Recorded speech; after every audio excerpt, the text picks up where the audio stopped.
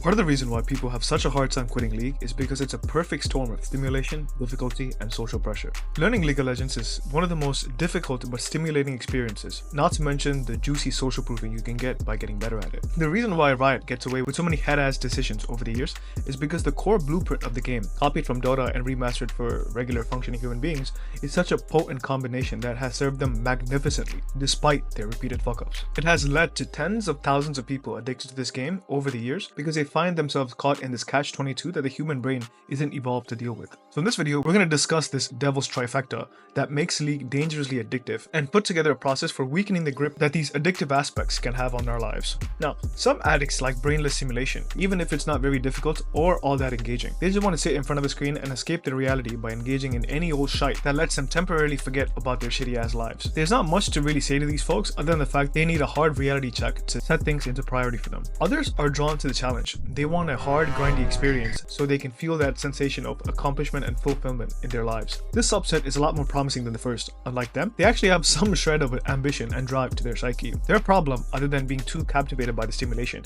is that they lack the wisdom to systematically invest their ambition, drive, and need for adversity into better things. It's important to make this distinction because League preys on the second kind of individual the most. Obviously, League is a very fun and stimulating game. Even for the people that hate playing this shit, they can't stop playing this shit because of how uniquely fun this game is compared to other games in the market. Its third-person view with the unique feel of each and every single champion and the infinite amount of ways you can express yourself make this game incredibly fun to play once you get the hang of it. And speaking of getting the hang of it, the same things that make this game fun for most people also make it difficult. Due to its swath of champions, all with their unique spells and playstyles, League has a very high barrier of entry for a new player picking up the game and playing it for the first time. Even if you manage to learn the game, the matchmaking ladder and the constant stream of changes constantly keep you on your toes and make the game difficult to master for even the tenured of veterans, because you're constantly having to reinvent your perception of the game to stay ahead. Now, before I used to think that this was an unfortunate side effect of the game's design, but now I'm pretty sure that this is intended. They want to make the game both difficult and fun. That's what feeds the game's addictive leverage and why it does way better than most other competitive live service games out there. The difficulty of not only committing the champions and playstyles to muscle memory, but also of having to play against other players who will constantly match near your skill level, makes the game a tempting morsel for those that have ambitious addictive personality types that we discussed before. And to smooth things over and to make sure you don't quit, the game is structured into a welcoming, cartoony style of art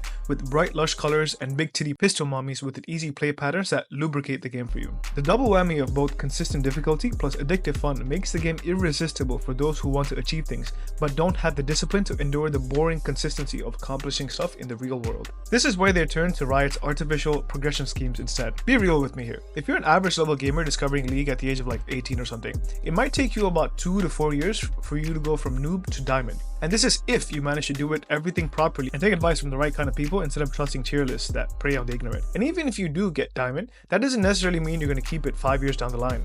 Diamond players now are much better than they were 5 years ago, so the constant barrier of entry to keep diamond just keeps going up year by year. So you get something that's basically as difficult as getting your first fucking degree, even more so when you consider that the education system is quite trash and the only skills that it really tests are rote memorization. This is in stark contrast to League, where you need to actively demonstrate your competence in crucial game states in order to secure a winning position for your team. So what I'm saying is, getting diamond in League is more impressive than getting your first bachelor's degree. And instead of making boring and monotonous progress within the education system, progress in League is electrifyingly exciting. And the result of that, tens of thousands of people all around the world can't put the game down because it fulfills a deep-seated biological imperative to go out there and achieve something with their lives, and it makes the process fun and exciting. If this bullshit wasn't enough to keep your ass hooked for a fucking decade or more, then there's a whole social component to discuss. League's social component is one of its strongest, if not its strongest, lever when it comes to addiction. Whereas the previous point plays towards the ambition of an addict, this one plays towards the powerful imperative to fit into a society. As if the notion of a fun grind wasn't addicting enough,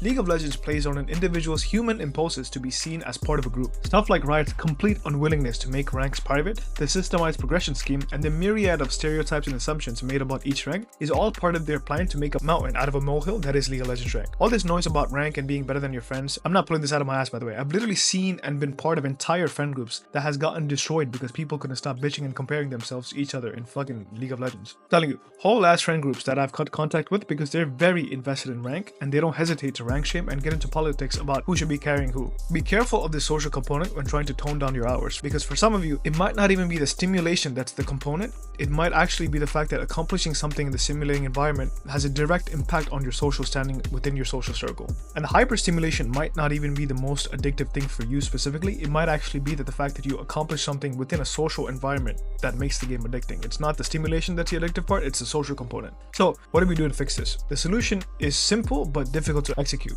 I took care of my addiction the long way, achieving what I wanted to achieve and losing the urge to keep playing the game. It took 12 long years, and I don't want it to take that long for you. So my solution: start dedicating times of your day to productive things. Most people will tell you to limit the amount of hours you spend playing the game, but this is really the wrong way to go about doing things.